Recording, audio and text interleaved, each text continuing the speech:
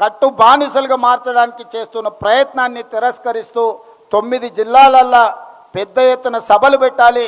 ప్రతి సభకు ఒక మంత్రికి బాధ్యత ఇచ్చి 9 సభల నిర్వహణ కూడా దీన్ని ముందుకు తీసుకెళ్ళాలి.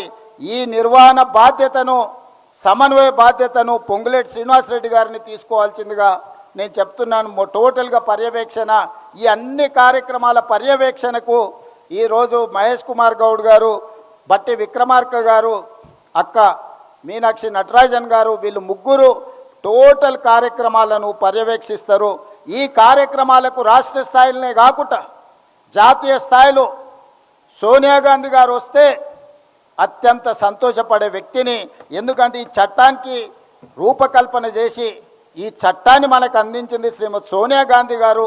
వారు ఒక కార్యక్రమంలో ఎక్కడైనా పాల్గొనే విధంగా, ముఖ్యంగా ఈ ఉపాధి హామీ చట్టాన్ని రాష్ట్రంలో అమలు చేస్తున్నది ఆ శాఖ పంచాయతీరాజ్ సీతక్క గారు. సీతక్క గారి నియోజకవర్గ ప్రాంతంలో పెద్ద బహిరంగ సభ పెట్టి సోనియా గాంధీ గారు, రాహుల్ గాంధీ గారు, లేకపోతే ప్రియాంక గాంధీ గారు ఎవరో ఒకరిని ఆ సభకు మొట్టమొదటి ప్రాధాన్యత శ్రీమతి సోనియా గాంధీ గారు.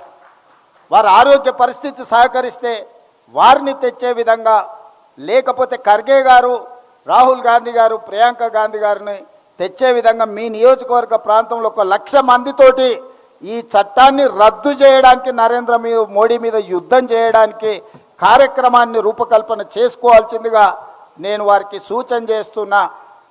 ఇట్లా అన్ని రకాలుగా మనం ఈ కార్యక్రమాలను ఫిబ్రవరి 13 తారీఖు లోపల చేసుకుంటే ఫిబ్రవరి 1కి ఈరోజు బడ్జెట్ను ప్రవేశపెట్టబోతున్నారు.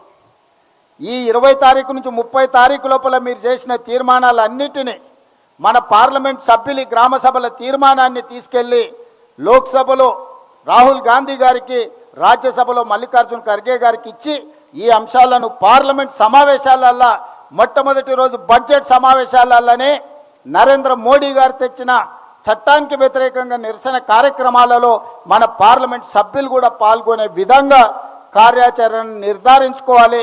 దానికి ఏఐసిసి ఇన్ఛార్జ్ గారు, డిప్యూటీ సీఎం గారు, అదేవిధంగా పిసిసి అధ్యక్షులు సమన్వయం చేసుకొని జాతీయ స్థాయికి కూడా మనం అనుకుంటున్న కార్యాచరణని వాళ్ళకు అందజేయాలి. అందుకే మిత్రులారా, ఈరోజు ప్రధానమైన ఉద్దేశం జాతీయ ఉపాధి హామీ పథకం రద్దుకు సంబంధించిన కార్యక్రమానికి తెలంగాణ రాష్ట్రం మొట్టమొదటి శాసనసభ